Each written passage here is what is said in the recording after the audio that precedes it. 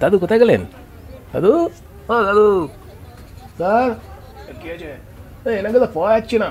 আরে আরো অনেক কাজ আছে, এদিকে এসো। আজব লোক তো, পেমেন্ট না নিয়ে চলে গেল। আসছি স্যার।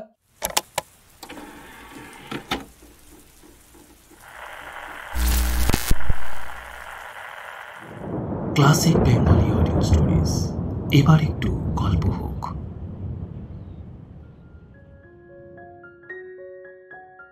ক্লাসিক বেঙ্গলি অডিও স্টোরিজের আজকের নিবেদন শ্রী সত্যজিৎ রায়ের লেখা একটি ছোট গল্প, পটল বাবু ফিল্ম স্টার। গল্পটি প্রথম প্রকাশিত হয়েছিল সন্দেশ পত্রিকায় 1370 বঙ্গাব্দে। বর্তমানে আমরা গল্পটি নিয়েছি আনন্দ পাবলিশার্স প্রাইভেট লিমিটেড কর্তৃক প্রকাশিত গল্প 101 এই গ্রন্থটি থেকে। শুরু হচ্ছে ক্লাসিক বেঙ্গলি অডিও স্টোরিজের আজকের গল্প, শ্রী সত্যজিৎ রায়ের লেখা পটল বাবু ফিল্ম স্টার। পটলবাবু সবে বাজারের থলিটা কাঁধে ঝুলিয়েছেন, এমন সময় বাইরে থেকে নিশিকান্তবাবু হাঁক দিলেন, এ পটল, এ আছো নাকি? আগে হ্যাঁ, দাঁড়ান আসছি। নিশিকান্ত ঘোষমশাই নেপাল ভট্টাচার্য লেনে পটলবাবুর 3খানা বাড়ির পরেই থাকেন। বেশ আমোদে লোক। পটলবাবু থলে নিয়ে বেরিয়ে এসে বললেন, কি ব্যাপার সকাল সকাল? এই শোনো, তুমি ফিরছো কতক্ষণে? এই ঘন্টাখানেক। কেন? তারপর আর বেরোনোর ব্যাপার নেই তো? আজ তো এই টেগরস বার্থডে। আমার ছোট শালার সঙ্গে কাল এই নেতাজি ফার্মেসিতে দেখা হলো, বুঝলে? সে ফিল্মে কাজ করে, লোকজন জোগাড় টোগাড় করে দেয়। বললে কি জানি একটা ছবির একটা এই সিনের জন্য একজন লোক দরকার, যেরকম চাইছে, বুঝছো? বছর 50 বয়স, বেঁটে কাটো আর মাথায় টাক। আমার তো টক করে তোমার কথা মনে পড়ে গেল, তাই তোমার হদিস দিয়ে দিল। বলেছি সোজা তোমার সঙ্গে এসে কথা বলতে। তা আজ সকালে এই 10টা নাগাদ আসবে বলেছি। তা তোমার আপত্তি নেই তো? ওদের রেট হিসাবে কিছু পেমেন্টও দেবে অবশ্যই। সকালবেলা ঠিক এই ধরনের একটা খবর পটলবাবু আশাই করেননি। 52 বছর বয়সে ফিল্মে অভিনয় করার প্রস্তাব আসতে পারে, এটা তার মতো নগণ্য লোকের পক্ষে অনুমান করা কঠিন বই কি। এই যে একেবারে অভাবনীয় ব্যাপার। এ কি হ্যাঁ কি না বলে ফেলো। তুমি তো অভিনয় টভিনয় করেছো এককালে, তাই না? হ্যাঁ হ্যাঁ, মানে না বলার আর কি আছে, সে আসুক, কথা টথা বলে দেখি। এতে কি নাম বললেন আপনার শালার? নরেশ দত্ত। বছর 30 বয়স, লম্বা দোয়ারা চেহারা। 10টা 10:30 নাগাদ আসবে বলেছে। বাজার করতে গিয়ে আজ পটলবাবু গিন্নির ফরমাস গুলিয়ে ফেলে কালো জিরের বদলে ধানি লঙ্কা কিনে ফেললেন। আর সৈন্দব নুনের কথাটা তো বেমালুম ভুলেই গেলেন। এতে অবশ্যই আশ্চর্য হওয়ার কিছু নেই। এককালে পটলবাবুর রীতিমতো অভিনয়ের শখ ছিল। শুধু শখ কেন, নেশাই বলা চলে। যাত্রায়, শখের থিয়েটারে, পুজো পার্বণ, পাড়ার ক্লাবের অনুষ্ঠানে তার বাঁধা কাজ ছিল অভিনয় করা। হ্যান্ডবিলে কতবার নাম উঠেছে পটলবাবুর। একবার তো নিচের দিকে আলাদা করে বড় অক্ষরে নাম বেরোলো, পরাশরের ভূমিকায় শ্রী শীতলাকান্ত রায়, ব্র্যাকেটে পটলবাবু। তার নামে টিকিট বিক্রি হয়েছে বেশি, এমনও সময় গেছে এককালে। তখন অবশ্যই তিনি থাকতেন কাঁচরাপাড়ায়। সেইখানেই রেলের কারখানায় চাকরি ছিল তার। 1934 সনে কলকাতার হ্যানসন অ্যান্ড কিম্বার্লি কোম্পানিতে আর একটু বেশি মাইনে দিয়ে একটা চাকরি আর নেপাল ভট্টাচার্য লেনে এই বাড়িটা পেয়ে পটলবাবু সস্ত্রীক কলকাতায় চলে আসেন। কটা বছর কেটেছিল ভালোই। অফিসের সাহেব বেশ স্নেহ করতেন পটলবাবুকে। 43 সনে পটলবাবু সবে একটা পাড়ায় থিয়েটারের দল গর্ব করছেন, এমন সময় যুদ্ধের ফলে অফিসে হলো ছাঁটাই। আর পটলবাবুর 9 বছরের সাধের চাকরিটি কর্পূরের মতন উবে গেল। সেই থেকে আজ অবধি বাকি জীবনটা রোজগারের ধান্দায় কেটে গেছে পটলবাবুর। গোড়ায় একটা মণিহারির দোকান দিয়েছিলেন, সেটা বছর 5 চলে উঠে যায়। তারপর একটা বাঙালি অফিসে কেরানিগিরি করেছিলেন বেশ কিছুদিন। কিন্তু বড় কর্তা বাঙালি সাহেব মিস্টার মিটারের ঔদ্ধত্য আর অকারণ চোখ রাঙানি সহ্য করতে না পারায় নিজেই চাকরি ছেড়ে দেন। তারপরই 10টা বছর ইন্স্যুরেন্সের দালালি থেকে শুরু করে কি না করেছেন পটলবাবু, কিন্তু যে অভাব, যে টানাটানি, সে আর দূর হয়নি কিছুতেই। সম্প্রতি তিনি একটা লোহা লক্করের দোকানে ঘোরাঘুরি করছেন। তাঁর এক খুড়তুতো ভাই বলেছে সেখানে একটা ব্যবস্থা করে দেবে। আর অভিনয়, সে তো যেন আর এক জন্মের কথা। অজান্তে এক একটা দীর্ঘশ্বাসের সঙ্গে আবঝা আবঝা মনে পড়ে যায়, এই আর কি। নেহাত পটলবাবুর স্মরণ শক্তি ভালো, তাই কিছু ভালো ভালো পার্টের ভালো ভালো অংশ এখনো মনে আছে। শুনো পুনো পুনো গান্ডিব ঝঙ্কার, সপক্ষ আকুল মহারণে, যিনি শত পবন হুঙ্কার, পর্বত আকার গদা করিছে ঝঙ্কার, বৃকধর সঞ্চালনে। ওহ, ভাবলেও গায়ে কাঁটা দিয়ে ওঠে। নরেশ দত্ত এলেন ঠিক 12:30টার সময়। পটলবাবু প্রায় আশা ছেড়ে দিয়ে নাইতে যাওয়ার তোড়জোড় করছিলেন। এমন সময় দরজায় টোকা পড়ল। আসুন আসুন। পটলবাবু দরজা খুলে আগন্তুককে প্রায় ঘরের ভেতর টেনে এনে তার হাতল ভাঙা চেয়ারটি তার দিকে এগিয়ে দিয়ে বললেন, বসুন বসুন। না না, বসবো না। এই নিশিকান্তবাবু আপনাকে আমার কথা বলেছেন বোধহয়। হ্যাঁ হ্যাঁ, আমি অবশ্যই খুব অবাকই হয়েছি, এতদিন বাদে। আপনার আপত্তি নেই তো? পটলবাবুর লজ্জায় মাথা হেঁট হয়ে গেল। আমাকে দিয়ে মানে চলবে তো?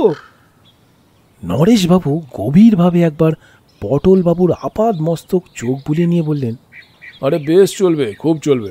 কাজটা কিন্তু কালকেই। কাল? রবিবার? হ্যাঁ, কোনো স্টুডিওতে নয় কিন্তু। জায়গাটা বলে দিচ্ছি আপনাকে, মিশন রো আর এই বেন্টিং স্ট্রিটের মোড়ে ফ্যারাডে হাউসটা দেখেছেন তো? ওই 7তলা বিল্ডিং একটা, ওই সেইটির সামনে ঠিক 8:30টায় পৌঁছে যাবেন। ওইখানেই কাজ। 12টার মধ্যে ছুটি হয়ে যাবে আপনার। নরেশবাবু উঠে পড়লেন। পটলবাবু ব্যস্ত হয়ে বললেন, কিন্তু পাঠটা কি বললেন না? পাঠ হলো গিয়ে আপনার একজন পেডিস্ট্রিয়ানের, মানে পথচারী আর কি, একজন অন্যমনস্ক বদ মেজাজি পেডিস্ট্রিয়ান। ভালো কথা, আপনার ওই গলা বন্ধ কোট আছে কি? তা আছে বোধহয়। ওইটাই পরে আসবেন, ডার্ক রং তো, বাদামি গোছের, গরম কিন্তু। তা হোক না, আর আমাদের সিনটাও শীতকালে, ভালোই হবে। সকাল 8:30, হ্যাঁ, ফ্যারাডে হাউস। পটলবাবুর ধাঁ করে আরেকটা জরুরি প্রশ্ন মাথায় এসে গেল। এই পার্টটায় ডায়লগ আছে তো? এই কথা বলতে হবে তো? আরে আলবাত, স্পিকিং পার্ট। আপনি আগে অভিনয় করেছেন তো? হ্যাঁ, তা তো একটু আধটু। তবে শুধু হেঁটে যাওয়ার জন্য আপনার কাছে আসবো কেন? হ্যাঁ, সে তো এবার রাস্তা থেকে যে কোনো একটা পেডিস্ট্রিয়ানকে ধরে নিলেই হলো। ডায়লগ আছে বই কি, হ্যাঁ, এবং কাল ওখানে গেলেই ওটা পেয়ে যাবেন। হ্যাঁ, আসি। নরেশ দত্ত চলে যাওয়ার পর পটলবাবু তার গিন্নির কাছে গিয়ে ব্যাপারটা খুলে বললেন। যা বুঝেছি, বুঝলে গিন্নি, এই পার্টটা হয়তো তেমন একটা বড় কিছু নয়। অর্থপ্রাপ্তি অবশ্যই আছে সামান্য, কিন্তু কিন্তু কিন্তু সেটা বড় কথা নয়। আসল কথা হচ্ছে, থিয়েটারে আমার প্রথম পার্ট কে ছিল মনে আছে? হ্যাঁ, মৃত সৈনিকের পার্ট। সির্ফ হাঁ করে চোখ বুঝে হাত পা চড়িয়ে পড়ে থাকা। আর তার থেকেই আস্তে আস্তে কোথায় উঠেছিলাম মনে আছে তো? হ্যাঁ, ওই ওয়ার্ড সাহেবের হ্যান্ডশেক মনে আছে? আর আর আমাদের মিউনিসিপ্যালিটির চেয়ারম্যান, ওই কি চারু বিশ্বাস, তার দেওয়া মেডেল। হ্যাঁ, তবে এ তো সবে সিঁড়ির প্রথম ধাপ। বলো কি, মানে মান, যশ, প্রতিপত্তি, খ্যাতি যদি বেঁচে থাকি ভাবে এমন গৃহিণী, সবই লোভিব আমি। পটলবাবু 52 বছর বয়সে হঠাৎ দেরিং করে একটা লাফ দিয়ে উঠলেন। গিন্নি বললেন, করো কি? আরে কিছু ভেবো না গিন্নি, শিশির বাদুরি 70 বছর বয়সে এই চাণক্যের পাটে কি লাফখানা দিতেন মনে আছে? আজ যে পুনর্যৌবন লাভ করেছি। গাছে কাঁঠাল গোপে তেল, স্বাদে কি তোমার কোনোদিনও কিচ্ছু হয় না? আরে হবে হবে, সব হবে। ভালো কথা, আজ বিকেলে একটু চা খাবো, বুঝেছ? বেশ, সঙ্গে একটু এই আদার রস, নইলে গলাটা না ঠিক। পরদিন সকালে মেট্রোপলিটন কোম্পানির ঘড়িতে যখন 8:07 তখন পটলবাবু এসপ্ল্যানেডে এসে পৌঁছালেন। সেখান থেকে বেন্টিং স্ট্রিট ও মিশন রোয়ের ফ্যারাডে হাউস পৌঁছাতে লাগলো আরও মিনিট 10। বিরাট তোড়জোড় চলেছে অফিসের গেটের সামনে। 3-4খানা গাড়ি, তার একটা বেশ বড়, প্রায় বাসের মতো। তার মাথায় আবার যত সব জিনিসপত্র। রাস্তার ঠিক ধারটায় ফুটপাতের উপর একটা তেপায়া কালো যন্ত্রের মতো জিনিস। তার পাশে কয়েকজন লোক ব্যস্ত সমস্ত হয়ে ঘোরাফেরা করছে। গেটের ঠিক মুখটাতে একটা তেপায়া লোহার ডান্ডার মাথায় আর একটা লোহার ডান্ডা আড়াআড়িভাবে শোয়ানো রয়েছে, আর তার ডগা থেকে ঝুলছে একটা মৌমাছির চাকের মতন দেখতে জিনিস। এছাড়া ইতস্তত রয়েছে জনা 30 লোক, যাদের মধ্যে অবাঙালিও লক্ষ্য করলেন পটলবাবু। কিন্তু এদের যে কি কাজ সেটা ঠাউর করতে পারলেন না। কিন্তু নরেশবাবু কোথায়? একমাত্র তিনি ছাড়া তো পটলবাবুকে কেউই চেনেন না। দুরু দুরু বুকে পটলবাবু এগিয়ে চললেন অফিসের গেটের দিকে। বৈশাখ মাস, গলা বন্ধ খদ্দরের কোটটা গায়ে বেশ ভারী বোধ হচ্ছিল। গলার কলারের চারপাশ ঘিরে বিন্দু বিন্দু ঘাম অনুভব করলেন পটলবাবু। এই যে অতুলবাবু, এদিকে। অতুলবাবু? পটলবাবু ঘুরে দেখেন অফিসের বারান্দার একটা থামের পাশে দাঁড়িয়ে আছেন নরেশবাবু। তাকেই ডাকছেন। নামটা ভুল করেছেন ভদ্রলোক, অস্বাভাবিক নয়, একদিনের আলাপ তো। পটলবাবু এগিয়ে গিয়ে নমস্কার করে বললেন, আমার নামটা বোধহয় ঠিক নোট করা হয়নি আপনার।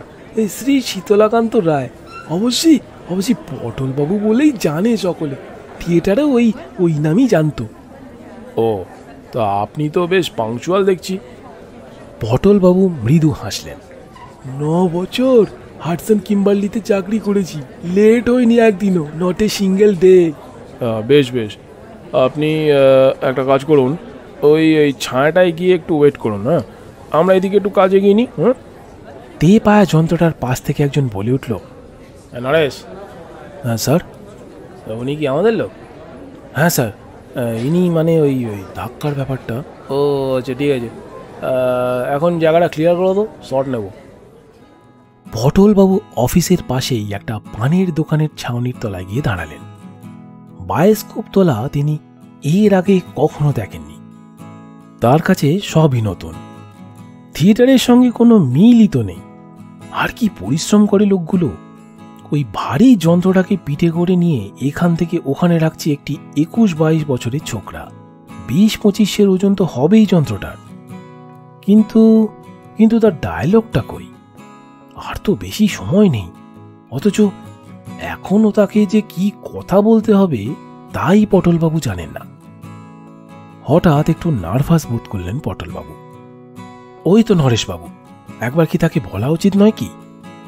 পার্ট ছোট হোক বা বড়ই হোক, ভালো করে করতে হলে তাকে তো তৈরি করতে হবে সে পার্ট। না হলে এতগুলো লোকের সামনে তাকে যদি কথা গুলিয়ে ফেলে অপদস্থ হতে হয়।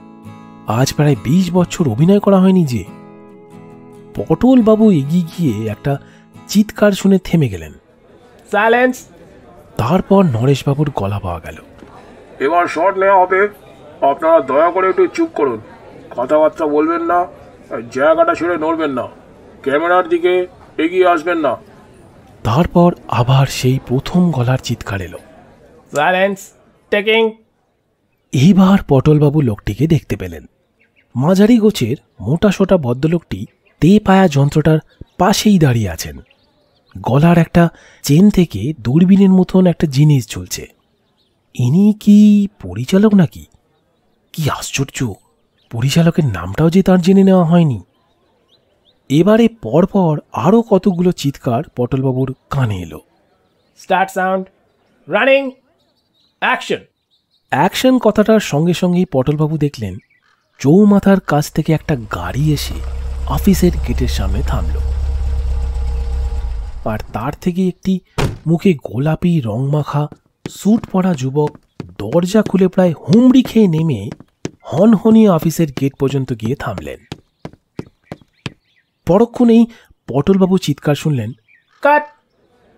আর অমনি সাইলেন্স ভেঙে গিয়ে জনতার গুঞ্জন শুরু হয়ে গেল।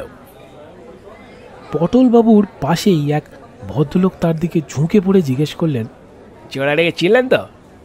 পটলবাবু বললেন, কই কই না তো।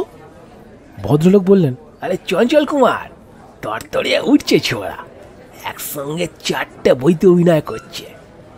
পটলবাবু বায়োস্কোপ খুবই কম দেখেন, কিন্তু এই চঞ্চল কুমারের নাম যেন শুনেছেন দু একবার। 3 কোটি বাবু বোধহয় এই ছেলেটারই প্রশংসা করছিলেন একদিন। বেশ মেকআপ করেছে ছেলেটি। ওই বিলিতি স্যুটের বদলে ধুতি চাদর পরিয়ে ময়ূরের পিঠে চড়িয়ে দিলেই একেবারে কার্তিক ঠাকুর। কাঁচরাপাড়ায় মনতোষ ওরফে চিনুর চেহারাটা কতকটা ওই রকমই ছিল বটে। বেড়ে ফিমেল পার্ট করত চিনু। পটলবাবু এবার পাশের ভদ্রলোকটির দিকে ঝুঁকে পড়ে ফিস ফিস করে বললেন, আর ওই পরিচালকটির কি নাম মজাই? ভদ্রলোক অবাক হয়ে বললেন, আরে সে কি, আপনি তাও জানেন না? উনি তো বরেন মল্লিক, 3খানা ছবি পরপর হিট করেছে। যাক, কতগুলো দরকারি জিনিস জানা হয়ে গেল। নইলে গিন্নি যদি জিজ্ঞেস করতেন কার ছবিতে কার সঙ্গে অভিনয় করে এলে, তাহলে মুশকিলেই পড়তেন পটলবাবু। নরেশ 1 ভাঁড় চা নিয়ে পটলবাবুর দিকে এগিয়ে এলো। আসুন স্যার, গলাটা একটু আলগা করে নিন, আপনার ডাক পড়লো বলে। পটলবাবু এবার আসল কথাটা না বলে পারলেন না। আমার এই ডায়লগটা যদি একটু দিতেন এই বেলা। ডায়লগ? আসুন আমার সঙ্গে। নরেশ তেপেয়া যন্ত্রটার দিকে এগিয়ে গেল, পেছনে পটলবাবু। এই শশাঙ্ক। একটি হাফ শার্ট পরা ছোকরা এগিয়ে গেল নরেশের দিকে। নরেশ তাকে বলল, এই ভদ্রলোকটি ওনার ডায়লগ চাইছেন, একটা কাগজে লিখে দিত। ওই ধাক্কার ব্যাপারটা মনে আছে তো? শশাঙ্ক পটলবাবুর দিকে এগিয়ে গেল। আসুন দাদু, এই যদি এই তোর কলমটা দে তো, দাদুকে ডায়লগটা লিখে দিই। জ্যোতি ছেলেটি তার পকেট থেকে একটা লাল কলম বার করে শশাঙ্কর দিকে এগিয়ে দিল। শশাঙ্ক তার হাতের খাতা থেকে একটা সাদা পাতা ছিঁড়ে কলম দিয়ে তাতে কি জানি একটা লিখে কাগজটা পটলবাবুকে দিল। পটলবাবু কাগজটার দিকে চেয়ে দেখলেন তাতে লেখা আছে আহ। আহ! পটলবাবুর মাথাটা কেমন ঝিমঝিম করে উঠল। কোটটা খুলে ফেলতে পারলে ভালো হয়, গরম হঠাৎ অসহ্য হয়ে উঠেছে। শশাঙ্ক বলল, দাদু যে ঘুম মেরে গেলেন, কি কঠিন মনে হচ্ছে? এরা কি তাহলে ঠাট্টা করছে? সমস্ত ব্যাপারটাই কি বিরাট একটা পরিহাস? তার মতো নিরীহ নির্বিবাদী মানুষকে ডেকে এনে এত বড় শহরের এত বড় রাস্তার মাঝখানে ফেলে রঙ্গতামাশা? এত নিষ্ঠুর হতে পারে মানুষ? পটলবাবু শুকনো গলায় বললেন, ব্যাপারটা ঠিক বুঝতে পারছি না, মানে কেন বলুন তা? শুধুই এই কোনো কথা নেই?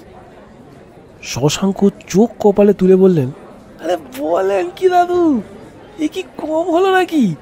এ তো রেগুলার স্পিকিং পার্ট। আরে বরেন মল্লিকের ছবিতে স্পিকিং পার্ট আপনি বলছেন কি?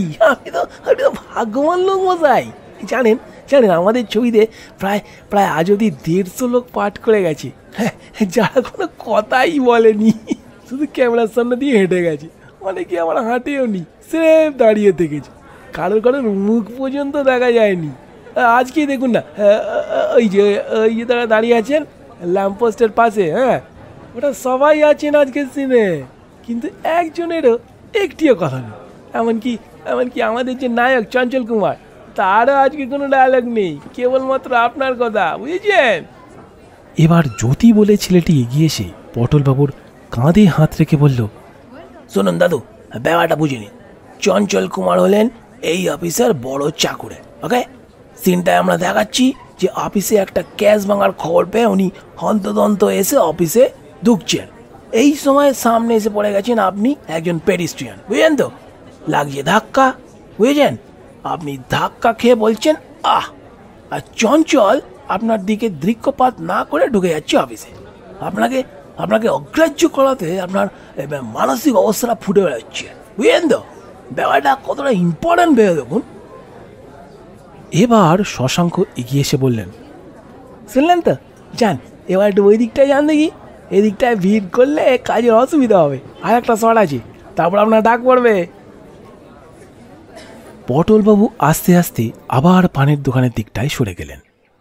ছাউনির তলায় পৌঁছে হাতের কাগজটার দিকে আর দৃষ্টিতে দেখে আশেপাশের আর কেউ তার দিকে দেখছে কিনা দেখে কাগজটা কুণ্ডলি পাকিয়ে নর্দমার দিকে ছুঁড়ে ফেলে দিলেন।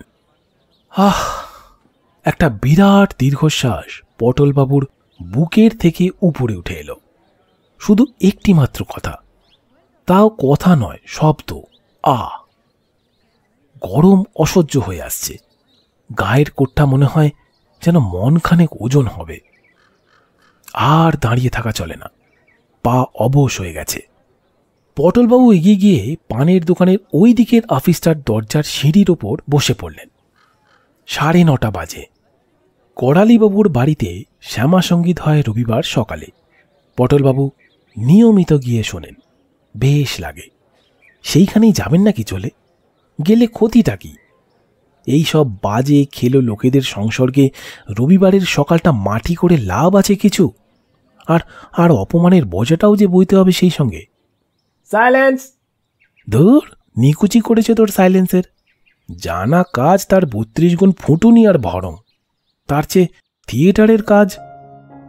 থিয়েটার অনেক কাল আগের একটা ক্ষীণ স্মৃতি পটলবাবুর মনের মধ্যে জেগে উঠল। একটা গম্ভীর সংযত অথচ সুরেলা কণ্ঠস্বরে বলা কতগুলো অমূল্য উপদেশের কথা। একটা কথা মনে রেখো পটল, যত ছোটই পার্টি তোমায় দেয়া হোক, তুমি জেনে রেখো তাতে কোনো অপমান নেই। শিল্পী হিসাবে তোমার কৃতিত্ব হবে সেই ছোট্ট পার্টি থেকেও শেষ রসটুকু নিংড়ে বার করে তাকে সার্থক করে তোলা।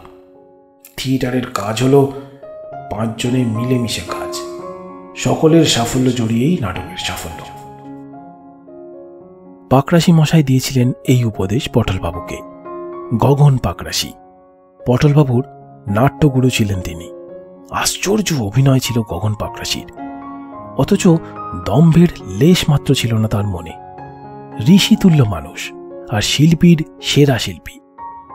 আরও একটা কথা বলতেন পাকরাশি মশাই, নাটকের এক একটি কথা হলো এক একটি গাছের ফল। সবাই নাগাল পায় না সে ফলের। যারা পায় তারাও হয়তো খোসা ছাড়াতে জানে না। কাজটা আসলে হলো তোমার, অভিনেতার। তোমাকে জানতে হবে যে কি করে ফল পেরে তার খোসা ছাড়িয়ে তার থেকে রস নিংড়ে বার করে সেটাকে লোকের কাছে পরিবেশন করতে হয়। গগন পাকরাশির কথা মনে হতে পটলবাবুর মাথা আপনা থেকেই নত হয়ে গেল। সত্যি কি তার আজকের পাঠটার মধ্যে কিছুই নেই? একমাত্র কথা তাকে বলতে হবে কিন্তু একটি কথা বলে কি তাকে এক কথায় উড়িয়ে দেওয়া যায়? আহ আহ আহ আহ আহ পটলবাবু বারবার নানান সুরে কথাটাকে আওড়াতে লাগলেন। আওড়াতে ক্রমে তিনি একটি আশ্চর্য জিনিস আবিষ্কার করলেন। এই কথাটি নানান সুরে নানানভাবে বললে মানুষের মনের নানান অবস্থা প্রকাশ হচ্ছে। চিমটি খেলে মানুষ যেভাবে বলে, গরমের ঠান্ডা শরবত খেয়ে মোটেই সেভাবে বলে না। এই দুটো একেবারে আলাদা রকমের। আবার আচমকা গানে সুরসুরি খেলে বেরোয় আর এক রকমের এছাড়া আরও কত রকমের রয়েছে। দীর্ঘশ্বাসের তাচ্ছিল্যের অভিমানের ছোট করে বলা লম্বা করে বলা চেঁচিয়ে বলা মৃদু স্বরের চড়া গলায় খাদের গলায় আবার টাকে খাদে শুরু করে বিসর্গটায় সুর চড়িয়ে আশ্চর্য!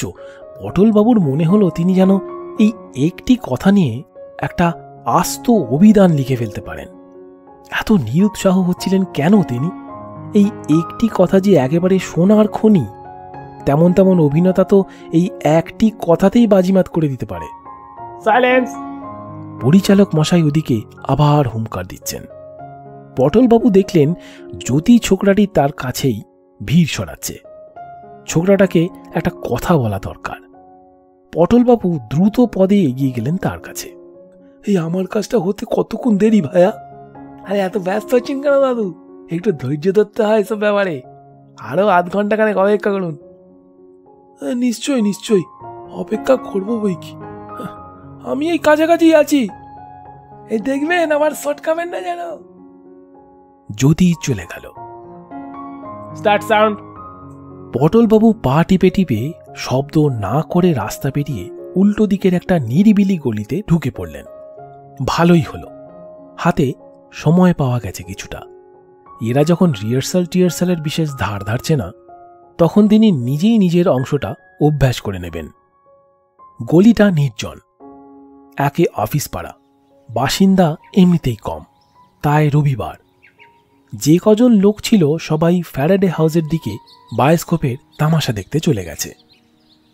পটলবাবু গলা খাঁকড়ে নিয়ে আজকের সেই বিশেষ দৃশ্যের বিশেষ আহ শব্দটি আয়ত্ত করতে আরম্ভ করলেন।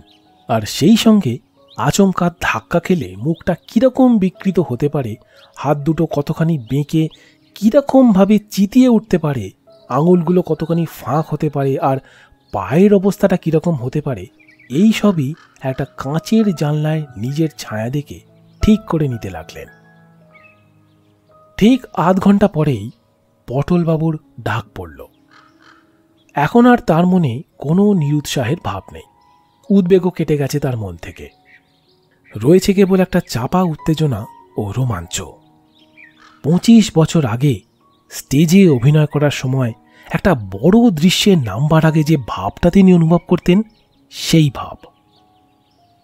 পরিচালক বরেন মল্লিক পটলবাবুকে কাছে ডেকে এনে বললেন, আপনি ব্যাপারটা বুঝে নিয়েছেন তো? আগে হ্যাঁ। বেশ, আমি প্রথম বলবো স্টার্ট সাউন্ড, তার উত্তরে ভেতর থেকে সাউন্ড রেকর্ডিস্ট বলবে রানিং, আর ওই বলা মাত্র ক্যামেরা চলতে আরম্ভ করবে। হ্যাঁ, তারপর আমি বলবো অ্যাকশন, আর বললেই আপনি ওই থামের কাজটা থেকে ওই দিকে হাঁটতে শুরু করবেন, ঠিক আছে? আর নায়ক ওই গাড়ির দরজা থেকে যাবে ওই অফিসের গেটের দিকে। ওকে, আন্দাজ করে নেবেন যাতে ফুটপাতের ঠিক এইরকম একটা জায়গায় কালিশনটা হয়। আর নায়ক আপনাকে অগ্রাহ্য করে ঢুকে যাবে অফিসে, আর আপনি বিরক্ত হয়ে আহ বলে আবার হাঁটতে শুরু করবেন। কেমন?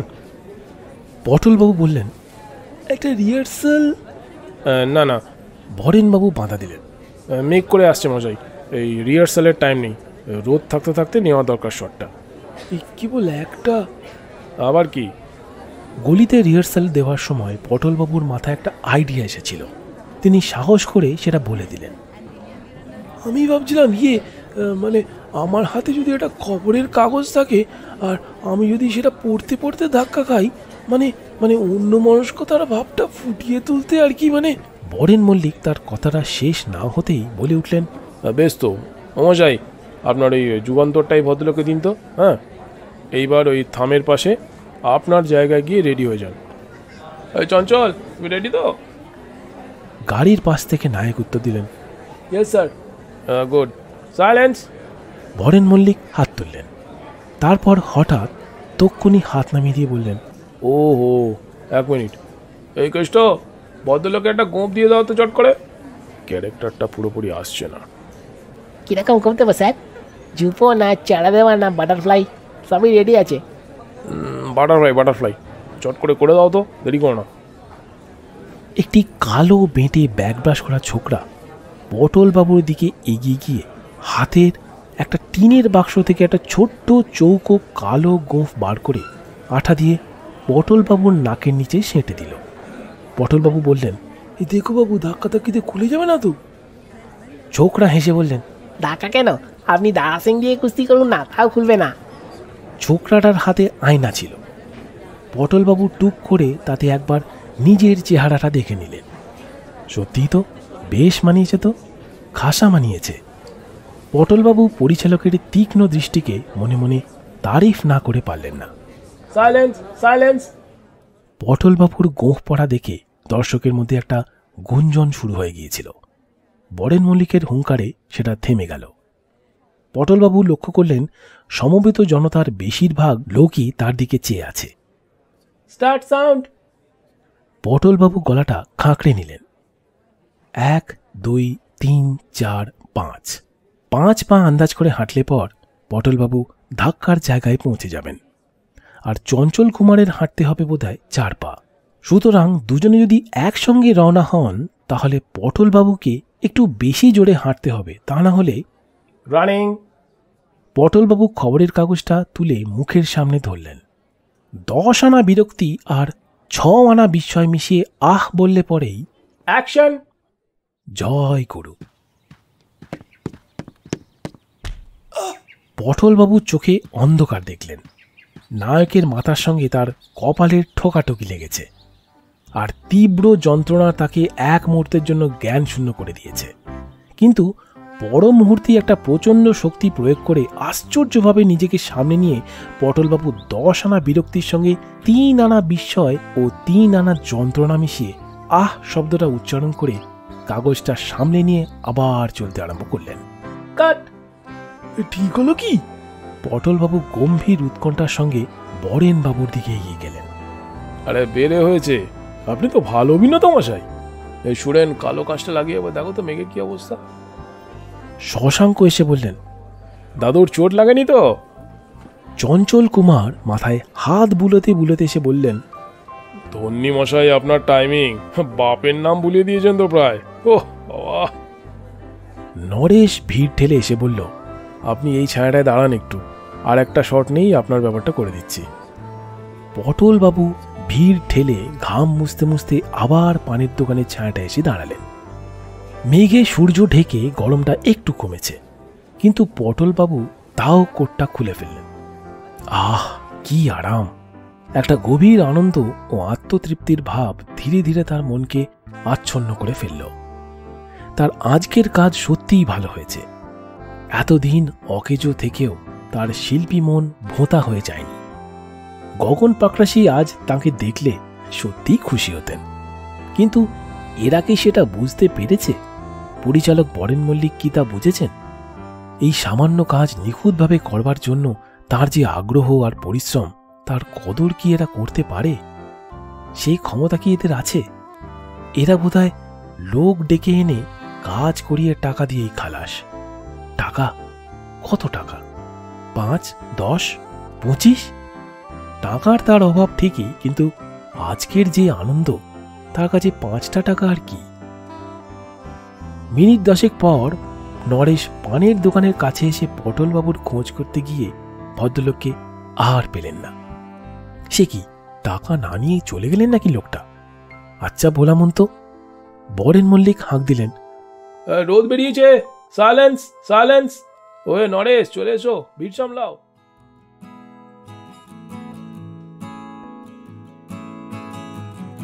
ক্লাসিক বেঙ্গলি অডিও স্টোরিজে এতক্ষণ শুনছিলেন শ্রী সত্যজিৎ রায়ের লেখা একটি ছোট গল্প, পটলবাবু ফিল্ম স্টার। গল্পটির এই অডিও রূপান্তর লেখকের প্রতি আমাদের অন্তরের শ্রদ্ধা জ্ঞাপন মাত্র। সেই সঙ্গে আনন্দ পাবলিশার্সকে অসংখ্য ধন্যবাদ গল্প 101 এই গ্রন্থটি প্রকাশ করবার জন্যে। গল্প পাঠে ও বিভিন্ন চরিত্রে ছিলাম আমি ইন্দ্রনীল ও আমার স্ত্রী সুপ্রিয়া। শব্দগ্রহণ, আবহ সঙ্গীত, স্পেশাল এফেক্টস ও প্রচার অলঙ্করণ সহ সমগ্র পরিচালনা ছিল আমার নিজের। উপস্থাপনাটি আপনাদের কেমন লেগেছে অবশ্যই জানাবেন। এরকম আরও অনেক গল্প শুনতে সাবস্ক্রাইব করুন আমাদের official YouTube channel youtube.com/classic bengali audio stories। আগামী সপ্তাহে আরও একটি নতুন গল্প নিয়ে হাজির হব। ভালো থাকবেন সকলে, নমস্কার।